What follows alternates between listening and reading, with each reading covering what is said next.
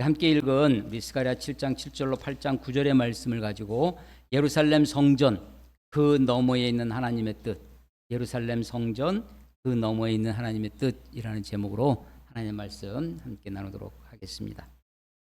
우리 스가랴서를 함께 묵상하고 있습니다. 스가랴서는 구약 성경 끝부분에 와 있습니다. 그래서 학개, 스가랴, 말라기 하면 말라기가 끝나는 거죠. 학개, 스가랴, 말라기가 비슷한 시대의 시대적 배경을 가지고 있습니다. 이스라엘 백성들이 하나님께 범죄하고 우상을 숭배하고 하나님으로부터 떠남으로 하나님이 이스라엘 백성들을 징계하셔서 먼저 북왕국 이스라엘이 아수르의 722년에 기원전 722년에 멸망을 하고 남왕국 유다는 좀 더 내려와서 기원전 586년에 멸망을 하게 됩니다. 586년에 나라가 망했을 때 나라만 망한 것이 아니라 그래서 이 망한 나라의 왕과 귀족들, 여러 그 당시 지식인들 또 기술자들이 바벨론으로 포로로 끌려갑니다. 더 그들에게 중요했던 것은 그들이 가지고 있던 선민 사상, 하나님의 백성이라고 하는, 하나님이 택한 백성이라고 하는 그 하나님의 나라, 하나님의 이름이 있는 그 성전이 무너졌다라고 하는 것입니다. 그 나라가 망했을 때 그 성전이, 하나님의 이름이 있는 그 예루살렘 성전이 무너지는 것을 보고 과연 하나님은 우리와 함께 하시는가? 하나님이 우리를 버리신 것은 아닌가? 그들이 끌려가 있는 바벨론의 그 그발 강가에서 하나님은 지금 여기에도 계시는가? 그래서 그곳에서 여전히 예루살렘, 팔레스틴, 가나안에만 있는 하나님이 아니라 어디에나 계신 하나님, 하나님이 힘이 없어서 우리를 구원 못하시는 것이 아니라 하나님이 우리를 사랑하지 않기 때문에 우리를 징계하신 것이 아니라 하나님의 사랑이, 하나님의 크게 질투하도록 우리를 사랑하신 하나님이 죄와 우상 숭배로 쩌든 저들을 돌이키시고 회개케 하기 위하여 징계할 수밖에 없었다는, 이것은 하나님의 또 다른 사랑이라고, 하나님의 사랑이 징계로 나타나고 있다는 것을 고백하게 됩니다. 그래서 그들이 하나님에게, 하나님 앞에, 그 앞에 호칭을 하나 붙이기 시작했는데 포로기에 끌려간 이스라엘 백성들이 만군의 하나님, 1군, 2군, 3군, 4군, 100군, 1000군이 아니라 만군, 만세 반석, 1년, 2년, 한세, 두세, 천세, 만세라고 꼭 만년, 그것이 아니라 영원한 하나님을 얘기할 때 우리가 만세 반석 얘기하듯이 만군, 정말로 힘이 전능하신 하나님, 만군의, 오늘도 우리 7장 8장을 읽으면서 만군의 여호와가 이르실 때 만군의 여호와, 만군의 여호와가 반복되어지는 것을 보게 됩니다. 스가랴 1장 1절은 이렇게 시작됐어요. 다리오 왕 제2년에, 다리오 왕은 이스라엘 백성들이 포로로 끌려갈 때는 바벨론이 끌고 갔는데, 바빌로니아라고 하는 바벨론이 끌고 갔는데 그 사이에 패권이 바뀌었습니다. 그래서 페르시아, 바사가 그 당시 제국이 되었죠. 그래서 이 바사의 고레스 초대왕, 바사를 일으킨 왕이, 페르시아를 일으킨 왕이 고레스인데 세계사에는 사이러스라고 나옵니다. 이 고레스 왕이 고레스 원년에, 에스라서 1장 1절에 보면 고레스 원년, 기원전 537년이에요. 그때 이스라엘 백성들은 너희 고향으로 돌아가라, 예루살렘으로 돌아가서 하나님의 전을 건축하라 라고 해서 돌아와요. 그때 돌아오는 것이, 포로로 끌려간 사람들이 돌아올 때 세 번에 걸쳐서 돌아옵니다. 1차는 스룹바벨이 지도자였고, 2차는 에스라가 지도자였고, 3차는 느헤미야가 지도자였어요. 그 첫 번째 스룹바벨이 537년 고레스 원년에 돌아가서 돌아왔어요. 그 돌아가서 너희들은 성전을 건축해라 라고 했는데, 처음에 돌아올 때는 했죠. 성전을 건축했습니다. 하다가 그만 중단이 됩니다. 이런저런 이유 때문에.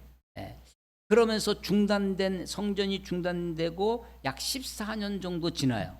그 사이에 이스라엘 백성들이 성전만 바로 건축을 하다가 중단된 그 성전만 바라다보고 그냥 있었던 것이 아니라 그들이 어디에 바빴냐면 자기 집 짓는 데 바빴습니다. 그래서 학계, 스가랴, 말라기 세 권이 같은 시대라고 그랬잖아요. 학계 선지자와 스가랴 선지자의 주 메시지가 뭐였냐면 너희가 중단한 그 성전을 다시 재건하라라고 격려하는 선지자였습니다. 그러니까 학계서 1장에 보면 똑같이 다리오 왕 제2년에 14년 동안 중단된 성전 건축을 다시 격려하면서 하나님의 전은 황폐하거늘 너희가 편벽한 집에 거하는 것이 옳으냐라고 묻고 있죠. 하나님의 집은 지금 건축을 하다가 중단돼서 그냥 형편무인 지경에 되어버렸는데 자기들은 편편한 집, 편벽한 집은 벽이 편편하다. 지난주에 자세히 설명을 드렸는데 이것은 아주 고급 외국 수입 원목으로 나무를 집을 짓든지 아니면 돌을 잘 다듬어서 그렇게 집을 지어야 편벽한 집을 짓는 거죠. 그래서 하나님이 학계 선지자를 통해서 너희가 산에 올라가서 나무를 해다가 성전을 지어라. 그래서 하나님께 영광이 되게 하라. 라고 이렇게 가리켰던 것이 그게 학계서입니다. 스가랴서는 똑같은 다리오 왕 제2년에 그 해가 똑같아요. 학계보다는 2달 뒤입니다. 그래서 스가랴 1장 1절에 다리오 왕 제2년 제8월에 이렇게 시작되는데 오늘 우리가 7장 읽었잖아요. 7장 7절부터 읽었는데 7장 1절에 보면 또 연도가 나옵니다. 다리오 왕 제4년에 1장은 몇 년이라고요? 2년. 7장은 4년. 몇 년 차이가 나요? 2년입니다. 그래서 2년 동안 다시 중단됐던 성전을 다시 재건하는데 2년이 걸린 거예요. 아직 2년이 더 걸립니다. 한 중간 정도 성전 재건이 돼 가고 있는 상황입니다. 그래서 1장과 7장의 두 연도가 나오는데 그 사이에 1장부터 6장까지 무슨 얘기가 나오냐면 스가랴 선지자를 통한 하나님의 환상 이야기가 나옵니다. 내가 보니 마치 무엇과 같냐면 요한 계시록과 같습니다. 요한이 밤모습에서 내가 보니 하면서 여러 환상들을 본 것처럼 그래서 스가랴서의 환상과 요한계시록의 환상이 서로 이렇게 오버랩된다라는 거 설명을 드렸습니다. 그렇게 성전 건축을 격려하기 위해서 하나님이 환상들을 보여주시고 7장부터는 보통 일반적인 선지자들이 하는 것처럼 예언의 말씀 어떻게 들으면 설교 같고 어떻게 들으면 하나님의 경고의 말씀이라고 하는 예언의 말씀들이 7장부터 마지막 14장까지 이어집니다. 그래서 7장 1절에 다리오 왕 제2년에 4년에 그래서 2년 동안 재건했다고 그랬잖아요. 근데 2절 보시면 이렇습니다. 2절에 그때는 다리오 왕 제4년이에요. 성전 건축을 다시 재건하다가 한 2년쯤 지나서 지금 공사가 한참 진행되고 있는 상황입니다. 그때에 베델 사람이 하레셀과 레겜 멜렉과 그의 부하들을 보내어 여호와께 은혜를 구하고 만군의 여호와의 전에 있는 대제사장들과 선지자들에게 물어 이르되 내가 여러 해 동안 행한 대로 5월 중에 울며 근신하리까 하매 2절에 베델 사람이 등장합니다. 이름은 안 나옵니다. 그렇지만 이름은 없지만 이 사람이 굉장히 유력한 힘 있는 사람이라는 것을 알 수 있어요. 왜냐하면 이 사람이 사라셀과 레겜 멜렉과 그의 부하들을 보낼 수 있을 정도 사람입니다. 베델은 여러분 베델하면 뭐가 생각나세요? 야곱의 베델. 또 열왕기 상하의 북왕국 이스라엘의 그 이스라엘 시대의 베델하면 혹시 기억나시는 거 있으세요? 저 북쪽의 단과 남쪽의 베델의 북왕국 이스라엘 초대왕 여로보암이 금송아지를 만들어서 숨겼던 곳이 그 단과 베델입니다. 그래서 이 베델은 사실은 북왕국 이스라엘의 우상의 아주 본고지 같은 곳이었습니다. 그래서 북쪽에 있는 이스라엘이 남쪽으로 너희 남쪽 굳이 예루살렘까지 갈 필요 없다. 여기서 예배해라. 여기 봐라. 멋진 지금 것이 있지 않냐. 금으로 송아지를 만들었어요. 이게 이름은 뭐라고 그러냐면 이게 너희를 애굽에서 구원한 하나님 여호와라. 이름은 명목상은 하나님을 들먹거립니다. 명목상은 하나님의 이름을 붙여놓고 눈에 보이는 것은 금송아지예요. 그리고 그걸 만든 이유가 뭐였냐면 금송아지를 만들고 거기 와서 제사하고 막 하라고 하는 이유가 뭐냐면 정치적 목적. 북왕국 이스라엘 백성들이 남쪽으로 가지 못하게끔 자기 나라의 북두로 놓으려고 하는 정치적 목적으로 종교를 이용하는 거죠. 믿음을 자기의 어떤 다른 목적을 위해서 우리의 믿음이 상위 개념이 되지 않고 더 큰 목적이 되지 않고 하나님을 섬기기 위하여 예배도 하고 제사도 하고 하나님을 섬기기 위하여 뭘 하는 것이 아니라 자기 이득, 자기 목적, 자기가 뜻하는 바를 이루기 위해서 내가 성공하고 출세하고 영업하고 하기 위해서 교회를 이용하고 종교를 이용하는 것처럼 이게 주객이 전도됐죠. 뒤바뀐 거예요. 그것이 우상이죠. 하나님보다 내 목적을 이루기 위한 것. 그게 베델이었어요. 그런데 지금 북왕국이 멸망을 했습니다. 남왕국도 멸망을 했죠. 그런데 남왕국 있던 예루살렘 지역에 새로운 운동이 벌어지는 거예요. 포로로 끌려갔던 다 죽은 줄 알았는데 다 없어진 줄 알았는데 사람들이 돌아오는 거예요. 바사가 총독으로 스룹바벨을 임명하고 그리고 사람들이 와가지고 뭔가 하려고 하는 거예요.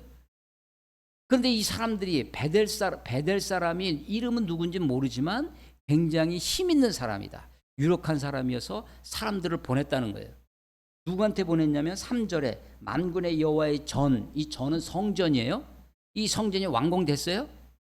완공되지 않았습니다. 그렇지만 2년 동안 건축을 했으니까 어느 정도 가시적으로 눈에 들어오는 게 있었을 것입니다. 그 전에 성전에 제사장들과 선지자들에게 옛날에는 그것도 없었다면 제사장들과 선지자들이 예루살렘에 있을 필요가 없었을 거예요. 그래도 뭔가 하니까 지금 다시 학개 선지자와 수룹바벨의 그 격려를 받아서 이스가랴 선지자의 격려를 받아서 수룹바벨이 지금 성전을 다시 짓고 있는 거예요. 그랬더니 예루살렘에 있는 성전의 제사장들과 선지자한테서 물어보는 거예요. 자문을 하는 겁니다. 자문 내용이 묻는 내용이 내가 베델 사람이 이 유력한 사람이 사람들을 막 부릴 수 있는 그 사람이 내가 여러 해 동안 행한 대로 5월 중에 울며 근신하리이까. 이때 근신은 금식하며 자기를 자중하는 겁니다. 그게 5절에 보면 5째 달과 6째 달에 금식하고 애통하고 이 5월 금식은 왜 생겼냐면 남왕국 유다가 멸망한 때가 5월 7일입니다. 여러분 우리 지금 8월 15일 엊그제 우리 광복 몇 주년이요? 80주년을 지나왔습니다. 그럼 8월 29일은 무슨 날인지 아세요? 8월 29일. 네? 8월 29일은 경술국치일입니다. 1910년 경술년에 순종 임금이 경북궁 뒤편에 있는 경천궁에서 거기서 소위 그 일본 사람들을 표현해 한일 합방 조인식을 했던 그때 마지막 어인 도장을 안 찍으려고 끝까지 버티고 그 어인을 순종 효향후가 자기 치마 속에 감추고 감히 어떻게 황후의 치마를 들추고 어인을 뺏겠어요? 아무도 손을 못 댔는데 그 순종효 황후의 큰아버지가 있어요. 이름이 윤씨예요. 윤덕영이라고 하는 이완용보다 더 아주 잔혹한 매국노로 알려진 윤덕영이 자기 조카 그래도 황후인데 치마를 둘치고 어인을 갖다가 도장을 찍은 게 8월 22일이었어요. 사실은 일주일 전에. 근데 순종이 일주일간의 여유를 좀 더 달라 해서 29일 날 반포가 됩니다. 일주일 동안 뭐 했냐? 자기 신하들 불러다가 잔치하고 은사금 내리고 뭐 이렇게 하면서 위로한다고 한 일주일 동안 그렇게 하고 8월 29일 날 공포를 해서 한일 국권 침탈이 이루어진 날이 8월 29일입니다. 여러분 모르셨죠? 8월 29일. 네, 그런데 이 사람들은 이 사람들은요, 자기네 예루살렘 나라가 망한 날 그 달을 어떻게 지냈어요? 금식하며 지낸 거예요. 그것만 한 것이 아니라 나라가 망하니까 뒤에 5절에 보면 7월 금식도 있어요. 7월 금식은 나라가 망한 다음에 남한국 유다, 우리 열왕기 하 끝에 보면 유다가 망했을 때 이 바벨론이 총독을 세워놓고 갑니다. 그 총독이 그달랴라고 하는 총독이에요. 근데 그달랴가 친애굽파와 친바벨론파 사이의 알력 속에서 그만 암살을 당해요. 그래서 그달랴 총독이 죽은 게 7월이에요. 그래서 5월 금식, 7월 금식, 조금 뒤에 가면 10월 금식도 생기고 막 4월 금식도 생기는데 그 10월 금식은 예루살렘이 포위가 되기 시작 3년 동안 포위가 됐다가 멸망을 하는데 포위되기 시작한 게 10월이에요. 뭐 이렇게 해서 자꾸만 그 금식날이 늘어지죠. 그런데 5절에 보면 7장 5절에 보면 온 땅의 백성과 지상들에게 이르라 너희가 70년 동안 다섯째 달과 일곱째 달에 금식하며 애통하였거니와. 그래서 이 날을 이 사람들은요 나라가 망하고 했는데 지금 그 달에 하나님 왜 우리가 이렇게 망하게 됐는지 왜 우리가 이렇게 되었는지 하나님 앞에 회개하고 통회하는 날로 금식하며 있었다는 거예요. 그런데 지금 성전 건축이 2년 정도 진행되어져 가고 가시적으로 전이 보이는 거예요. 그 전에 섬기는 지상들과 선지자들에게 힘 있는 사람이 베델에 있는 어떤 사람이 이 밑에 사람들을 보내가지고 물어보는 거예요. 우리가 전에 여러 해 동안 행한 대로 5월 중에 근신하리이까 이렇게 되어가는 걸 봐서 성전이 이제 지어져 가는데 그러니까 이런 5월 금식을 계속 해야 되느냐? 이 사람이요 5월 금식을 계속 하고 싶어서 물어봤을까요? 아니면 이젠 됐으니까 좀 적당히 이제 안 해도 되는 건 아닌가 하는 마음으로 물어봤을까요? 예, 그만하고 싶어서 물어보는 겁니다. 그런데 사실은 해오긴 했어요 그동안. 그래서 4절 보면 만군의 여호와의 말씀이 내게 임하여 스가랴에게 임하여 이르시되 온 땅의 백성과 지상들에게 이르라 너희가 70년 동안 다섯째 달과 일곱째 달에 금식하고 애통하였거니와 그 금식이 나를 위하여 한 것이냐? 2번씩이나 물으시오. 너희가 먹고 마실 때 그것은 너희를 위하여 먹고 너희를 위하여 마신 것이 아니냐? 너희가 그동안 해왔던 것이 진짜 하나님 나를 위해서 했던 거냐? 너희를 위해 한 거 아니냐라고 질책하고 있는 것입니다. 그러면서 7절 오늘 7절부터 제가 성경 본문으로 읽었는데 예루살렘과 사면 성읍의 백성이 평온히 거주하며 남방과 평원에 사람이 거주할 때 이때는 언제예요? 예루살렘 성이 무너지기 전이죠.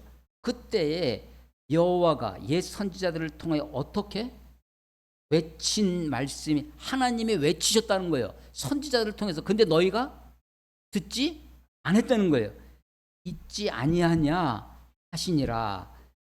8절 여호와의 말씀이 스가랴에게 임하여 이르시되 만군의 여호와가 이같이 말하여 이르기를 너희는 진실한 재판을 행하며 서로 인애와 긍휼을 베풀며 과부와 고아와 나그네와 궁핍한 자를 압제하지 말며 서로 해하려고 마음에 도모하지 말라 하였으나. 자, 그러면 7절에 하나님이 여호와 하나님이 옛 선지자들을 통해서 외치신 말씀이 뭘까요? 하나님이 외치신 말씀, 그게 9절 10절에 있는 거예요. 너희는 진실한 재판을 행하며 서로 인애와 긍휼을 베풀며. 그게 하나님의 원래 외치신 말씀이라는 거예요. 하나님이 너희들 5월에 금식해라, 이게 하나님의 말씀이 아니었다는 거예요. 그 5월 금식이라고 하는 그 어떤 예배의 형식, 어떤 그들의 종교적 행위, 성전이라고 하는 공간, 장소는 우리의 신앙, 우리의 본질, 우리의 믿음을 담는 그릇입니다. 우리가 예배하는 것, 모여서 주일날 정해진 시간에 정한 곳에서 함께 예배하는 것은 우리의 본질, 우리의 믿음, 우리의 신앙, 우리의 진짜 마음을 담기 위한 그릇이에요. 우리가 여기서 안 모이고 다른 데서 모일 수도 있는 거죠. 11시가 아니라 오후 2시에 우리가 모여서 수도 있는 것이고, 시간과 장소, 우리가 이런 형식, 이런 순서로 예배하지 않을 수도 있는 거죠. 이것은 다 사실은 그릇입니다. 그런데 그릇 자체가 더러워지면 더러운 그릇에는 무엇을 담기가 어렵죠. 깨진 그릇. 그래서 우리가 그릇을 잘 보존할 필요가 있습니다. 깨지지 않도록, 그릇이 더러워지지 않도록. 그런데 그릇만 깨끗해, 아무것도 안 담겨 있어, 그럼 아무 소용없는 거죠. 성전, 지금 성전을 다시 지어라. 오늘 설교 제목이 예루살렘 성전 그 너머입니다. 지금 하나님이 학개와 스가랴 선지자를 보내서 독려하고 촉구하고 그들을 격려하는 내용이 뭐냐면, 예루살렘 성전을 건축하라는 거예요. 너희가 하다만 그 중단한 그 성전을 다시 지어라 라고 하는데, 하나님의 말씀의 목표가, 하나님의 말씀의 의도가 성전 그 자체에 있는 것은 아니라는 거예요. 그래서 그 성전 너머에 하나님의 뜻이 있다는 겁니다. 그래서 지금 너희들이 망하기 전에, 나라가 망하기 전에 평온할 때, 그때 하나님이 선지자들을 통해서, 옛 선지자를 통해서 외치신 말씀이 있다는 거예요. 하나님이 아주 강조했었던 말씀이 그게 9절 10절이에요. 너희는 진실한 재판을 행하며 서로 인애와 긍휼을 베풀며 과부와 고아와 나그네와 궁핍한 자를 압제하지 말며 서로 해하려고 마음에 도모하지 말라 하였으나 그러나. 하나님이 그렇게 외치셨는데 너희들은 어떻게 했느냐? 11절, 그들이 듣기를 싫어했다는 거예요. 듣기를 싫어하고 등을 돌리며 듣지 아니하고 귀를 막았어요. 삼중부정이죠. 듣기를 싫어해, 마음으로부터도 싫어해. 그리고 등을 돌립니다. 그리고 귀를 막아요. 왜? 그 말씀, 그 외치신 말씀을 안 들으려고. 그러다 보니까 12절, 그 마음을 금강석 같게, 금강석, 다이아몬드라고 번역된 영어 성경도 있습니다. 얼마나 좋아요? 근데 이 금강석은 그 단단해진 마음입니다. 그래서 어떤 성경은 차돌같이 그 마음이 돌처럼 굳어 있어요. 그래서 율법과 만군의 여호와가 그의 영으로 옛 선지자들을 통하여 전한 말을 듣지 아니하므로, 그래서 하나님이 큰 진노를, 그 큰 진노가 만군의 여호와께로부터 나왔도다. 진노, 하나님의 징계, 하나님의 심판이, 너희가 나라가 망한 것이 하나님으로부터, 하나님이 하신 거라는 거예요. 큰 진노가 하나님께로부터, 여호와께로부터 나왔도다. 내가 불러도 그들이 듣지 아니한 것처럼, 내가, 하나님이 불렀어요. 하나님 외치셨어요. 근데 저들이 듣지 않았어. 그런 것처럼 그들이 불러도 내가 듣지 아니해. 하나님이 듣지 않겠다는 겁니다. 하나님이 저들의 소리를 외면하시겠다는 거예요. 하나님이 하나님이 거절하신다는 거예요. 만군의 여호와가 말하였느니라. 내가 그들을 바람으로 불어 알지 못하던 여러 나라에 흩었느니라. 하나님이 그들을 포로로 온 세상에 흩어버리신 거죠. 그 후에 이 땅이 황폐하여 오고 가는 사람이 없었나니 이는 그들이 이 아름다운 땅을 황폐하게 하였음이니라. 그 땅이 황폐하는 것입니다. 그런데 하나님이 그들을 내버려 두지 아니하시고 다시 그들로 돌아오게 하시고, 우리 지난주에 1장 말씀에 내게 돌아오라, 내가 너희에게로 돌아가리라. 하나님이 이스라엘 백성들을 돌아오라고 그래요. 근데 돌아옴의 목적이 예루살렘, 물론 가시적으로 예루살렘 유대 땅으로 돌아오는 겁니다. 그런데 하나님의 궁극적인 목적은 예루살렘 유대 땅이 아니라 하나님께로 내게로 돌아오라. 내가 너희에게로 돌아가리라. 하나님이 돌아오시는 거예요. 그래서 돌아오셔서 8장 2절 만군의 여호와가 이같이 말하노라. 내가 시온은 예루살렘의 다른 이름이라고 그랬죠. 시온을 위하여 크게 질투하며 그를 위하여 크게 분노함으로 질투하노라. 하나님의 강력한 사랑의 표현이죠. 내가 너희를 진짜 사랑한다. 질투하는 여호와십니다. 3절 여호와가 이같이 말하노라. 내가 시온에 돌아와. 누가 돌아와요? 하나님이 시온에 돌아온다는 거예요. 물론 이스라엘 백성들이 돌아왔습니다. 근데 이스라엘 백성들이 그 땅에 돌아올 때 하나님도 돌아오신 예루살렘 가운데 거하리니 예루살렘은 진리의 성읍이라 일컫 됐고 만군의 여호와의 산은 그 시온산입니다. 성산 거룩한 산이라 일컫게 되리라. 그래서 하나님이 돌아와서 예루살렘이 회복되어집니다. 그 회복되어지는 모습을 4절 5절에 이렇게 말씀하십니다. 만군의 여호와가 이같이 말하노라. 예루살렘 길거리에 늙은 남자들과 늙은 여자들이 다시 앉을 것이라. 다 나이가 많음으로 저마다 손에 지팡이를 잡을 것이요 그 성읍거리에 소년과 소녀들이 가득하여 거기에서 뛰놀리라. 그럼 우리 시대의 사회적인 문제 중에 하나가 노인화입니다. 노령화가 되어져서 그 속도, 그 노인들의 수 이제 65세, 저도 빨리 65세에 대해서 지공고사가 되고 싶은데 이제 이게 그것도 뒤로 늦춰줘야 된다고 하잖아요. 사회적 부담이 많아지기 때문에. 그렇지만 사실 노인이 없는 세상을 생각해 보십시오. 아프리카의 대부분의 나라는 지금도 평균 연령이 40대인 나라들이 많습니다. 그렇게 온갖 질병과 또 내전 이런 걸로 사람들이 이 50 이상 못 사는 거예요. 우리는 지금 전 세계의 선진국 대열에 노령화도 속도도 제일 빠르고 그렇게 되어가고 있죠. 그래서 이 예루살렘이 회복된 그 상징의 모습이 뭐냐면 그 길거리에 늙은 남자와 늙은 여자들이 다시 와서 앉는다는 거예요. 제가 이 수원 화성, 아름다운 성 수원 화성에 지금 여러 그 뭐 카페 거리도 생기고 여러서 이제 도시가 뒤바뀌고 있죠. 젠트리케이션이라고 해가지고 도시가 이렇게 그러니까 이제 원래 살던 사람들은 낙후하고 생활이 여러 가지 불편하니까 도시를 떠나갑니다. 그리고 거기에 대신에 카페가 들어오고 뭐 식당이 들어오고 하면서 도시가 재편돼서 사실은 원주민들이 이 수원 화성 안에 그 둘레가 5.7km밖에 안 되는 그 안에 초등학교가 3개가 있던 옛날엔 동네 서울도 종로구 가면 종래 무슨 동 흥인동 무슨 뭐 해서 동이 막 쪼개져 있고 왜냐하면 그만큼 사람들이 많이 살아서 그렇죠. 여기도 12개 동이 있었답니다. 수원 화성 안에. 근데 지금은 그것이 전부 다 통합돼서 행궁동으로 행정동 이름이 바뀌어. 그런데 이제 그래서 그 안타까워서 사람들이 시민운동 중에 도시 재생운동을 해요. 그 중에 여러 이제 노력들을 하는데 그 중에 하나가 골목 어귀에 조그만 빈터가 있으면 의자를 갖다 놓는 거예요. 벤치를 갖다 놔서 주로 할머니들이 많은데 할머니 할아버지들이 거기 나와서 앉을 자리를 만들어 놓는 거예요. 그러면 낮에 이분들이 나와서 그 앞에 있는데 방범대원이 필요 없대요. 그 마을에 할머니들이 나와가지고 이야기하시고 막 하면서 그리고 사람들이 다 그리고 이제 분위기도 주에 옆에 벽화도 그림도 그려놓고 나무도 조그만 화분도 해놓고 할머니들이 쉬시기 조금 그 2-3명이 앉은 자리인데 그러니까 도시가 젊은 사람들 주로 영통으로 떠나고 정자지구로 떠나고 해서 그런데도 할머니 할아버지들이 거기 주로 노인들이지만 그분들이 그 자리를 지킬 수 있도록 그렇게 만들어는 이야기를 들은 적이 있습니다.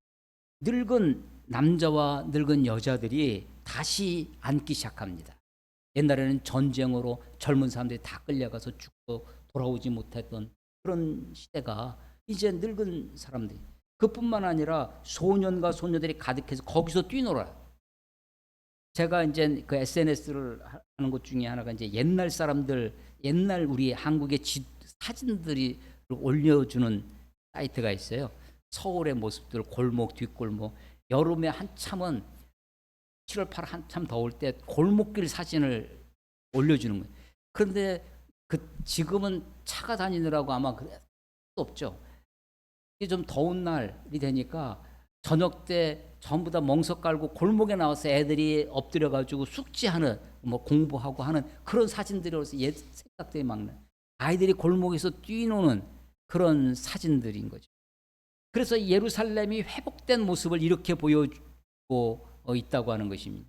그래서 회복의 모습이 젊은이들이 막 그냥 막 벅적지근한 이런 것이 아니라 홍대 거리 뭐 그런 모습이 아니라 여기 늙은 여자와 늙은 남자가 소년 소녀들이 같이 뛰어놀고 와서 앉아있고 지팡이 짚고 다니고 하는 모습으로 회복의 모습을 그려주고 있다는 것입니다. 6절에 보시면 8장 6절 만군의 여호와가 이같이 말하노라 이 일이 그날에 남은 백성의 눈에는 기이하려니와 그 예루살렘 포로로 끌려가고 주로 누가 남았냐면 가난한 사람들이 기술도 없고 막 이런 사람들이 어쩌면 그 남은 자들이 있어요. 이 성경의 선지자들의 주제 중에 하나가 남은 자 사상입니다. 남아인 끝까지 남으리라. 하나님이 다 나무 이파리 열매 다 없어지고 배임을 받아서 이 밑둥아리만 남았는데 그 그루터기가 남아서 거기서 새순이 나온다는 거예요. 그래서 절망적인 상황 속에 나라가 망하고 이스라엘만 생각해 보세요. 나라가 없어진 지 2000년이 지났는데 이스라엘이 건국이 되어지고 지금 물론 세계의 골칫거리 중에 하나 팔레스틴 문제가 아직 남아있지만 하나님의 역사가 참 놀랍죠. 이 남은 자들의 눈에는 너무나 기이한 일들이 벌어지는 거예요. 아무것도 없는 줄 알았는데 어느 날 사람들이 돌아오기 시작합니다. 아무것도 없었는데 예루살렘 성전이 올라가고 있는 거죠. 7절 만군의 여호와가 이같이 말하노라 보라 내가 내 백성을 해 뜨는 땅과 해 지는 땅에서부터 해가 뜨는 저 동쪽 끝에서 해가 지는 저 서쪽 끝에서부터 하나님이 그 자기 백성을 구원하신다는 거예요. 그리고 8절 인도하여다가 예루살렘 한 군데로 거주하게 하리니 그들은 내 백성이 되고 저들이 내 백성이 되고 나는 진리와 공의로 그들의 하나님이 되리라.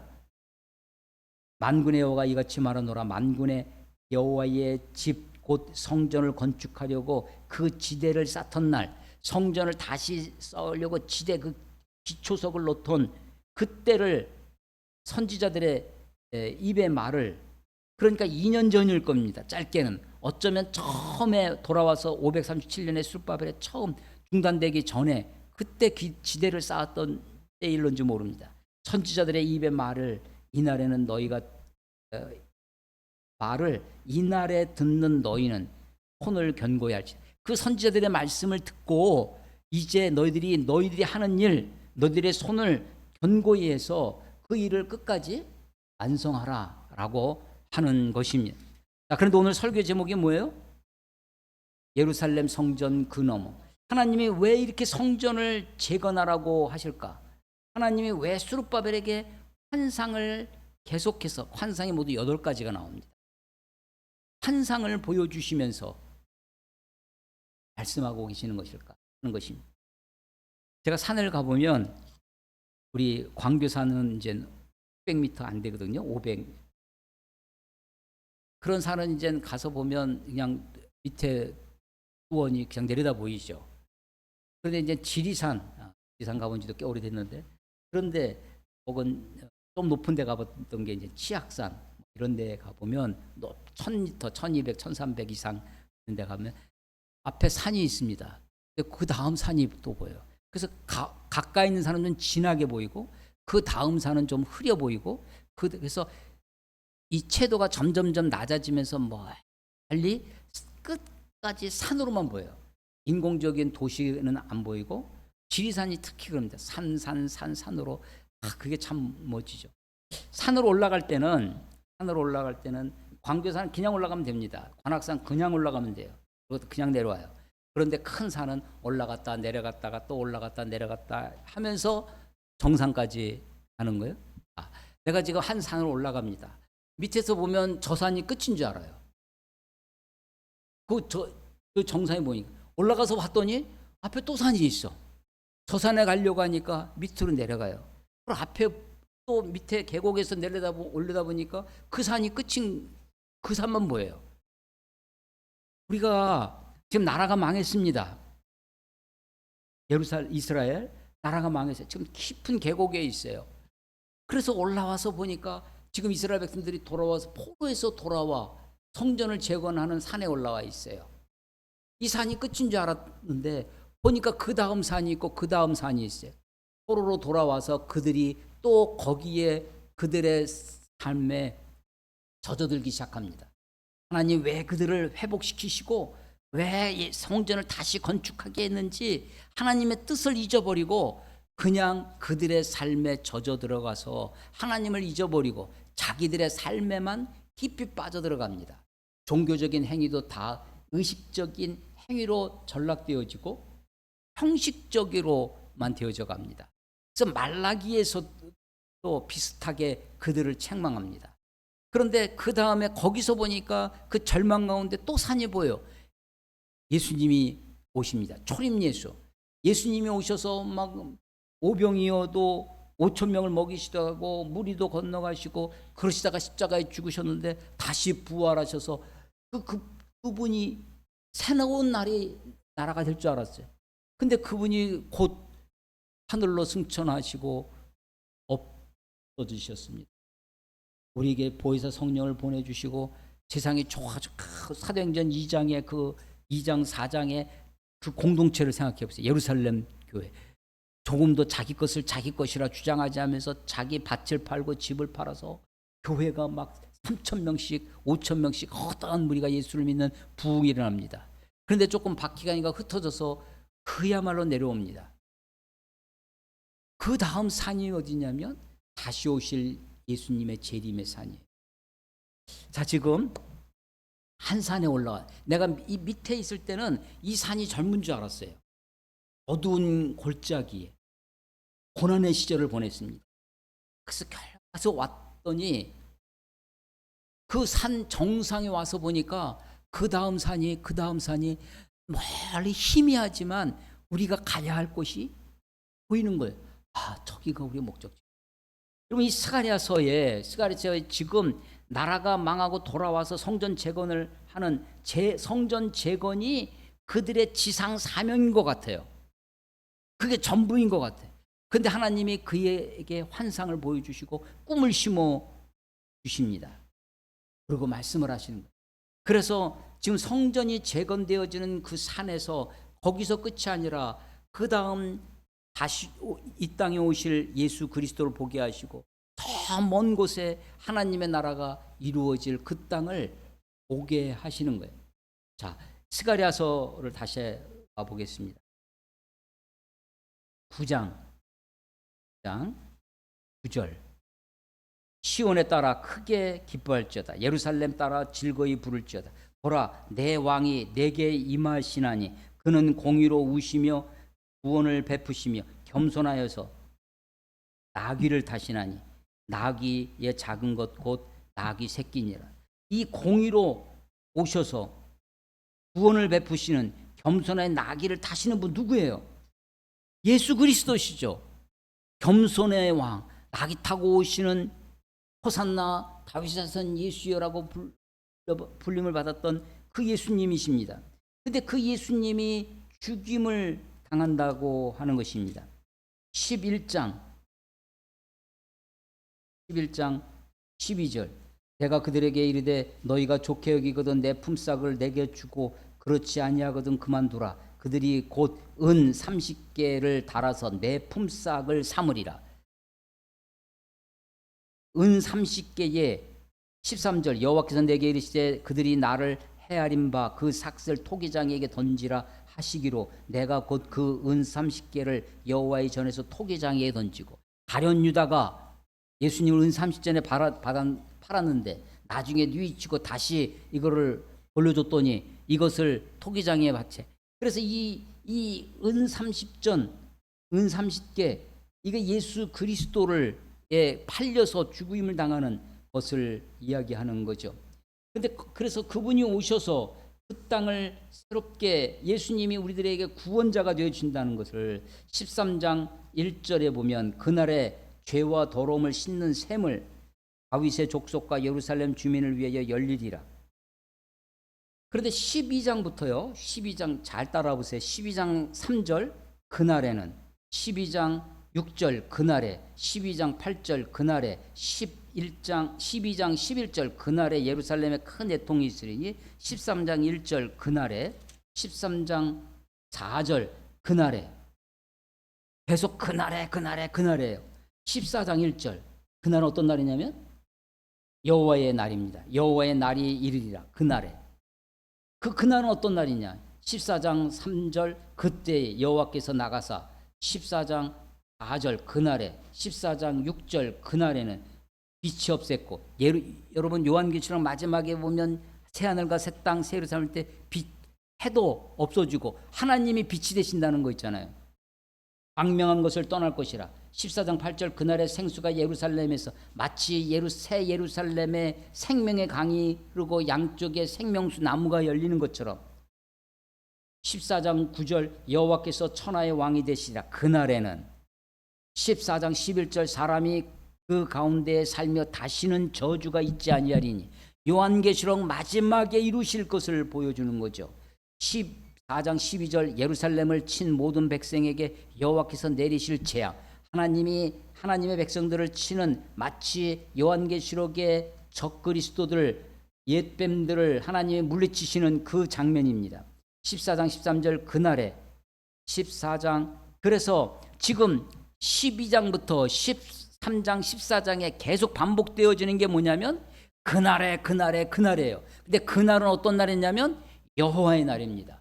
그날은 하나님이 세상에 다시 오실 종말에 하나님의 나라의 완성일 것입니다. 말라기도 가보겠습니다. 말라기 마지막 성경이죠. 마지막 말라기 3장 1절 만군의 여호와가 이르노라 보라 내가 내 사자를 보내리라 그가 내 앞에서 길을 준비할 것이요 또 너희가 구하는 바 주가 갑자기 그의 성전에 임하세요. 마치 요한계시록의 성전에 하나님이 임하시는 것 같습니다. 곧 너희가 사모하는 바 언약의 사자가 임하실 것이라. 그가 임하시는 날 누가 능히 당하며 그가 나타나는 때에 누가 능히 서리요. 그날이 어떤 날이냐? 4장 말라기 4장 5절 보라 여호와의 크고 두려운 날이 이르기 전에. 그래서 이 마지막 스가랴서와 말라기서가 어느 날을 지금 바라다보고 있어요? 그날은 어떤 날이에요?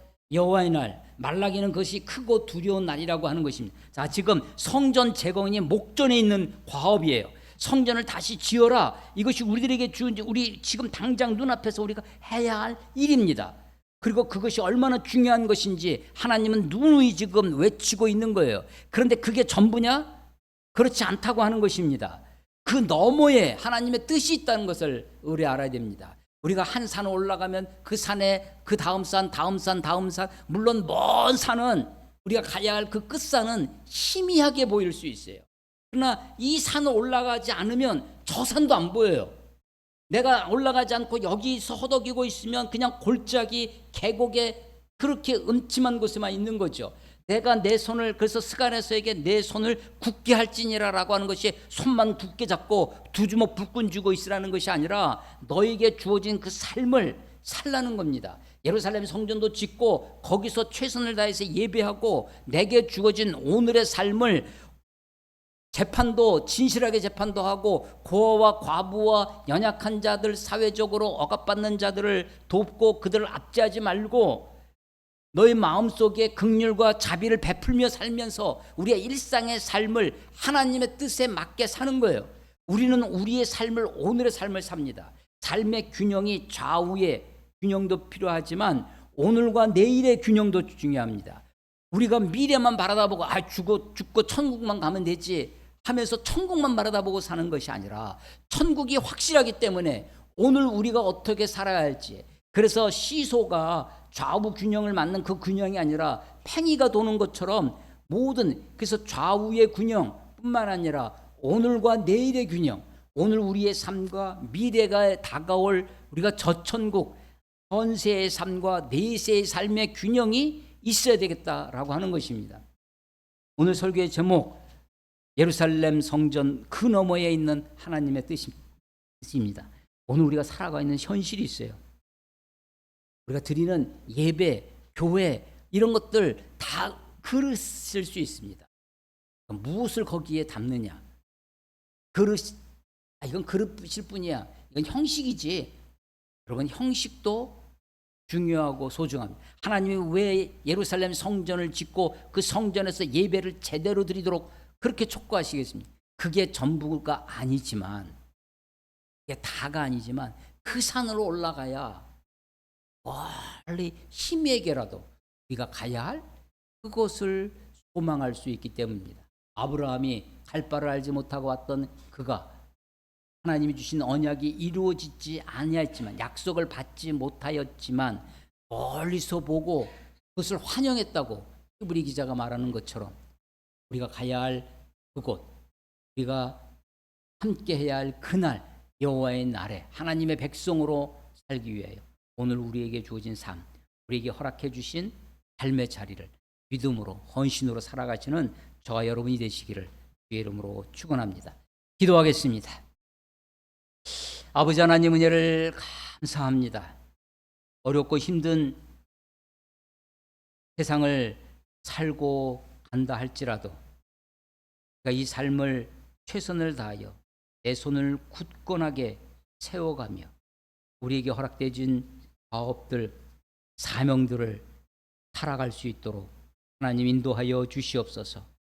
우리가 비록 힘들지만 한 산에 올라가 희미하지만 멀리 우리가 가야 할 산을 바라다보는 것처럼 하나님, 우리에게 주어진 삶을, 우리에게 허락되어지는 믿음의 공동체를 믿음으로, 헌신으로, 감사로, 기쁨으로 함께 할 수 있도록, 그리고 그 속에 우리의 참된 마음, 참된 믿음을 담아낼 수 있도록 하나님 축복하여 주시옵소서. 예수님의 이름으로 감사하며 기도드렸사옵나이다. 아멘.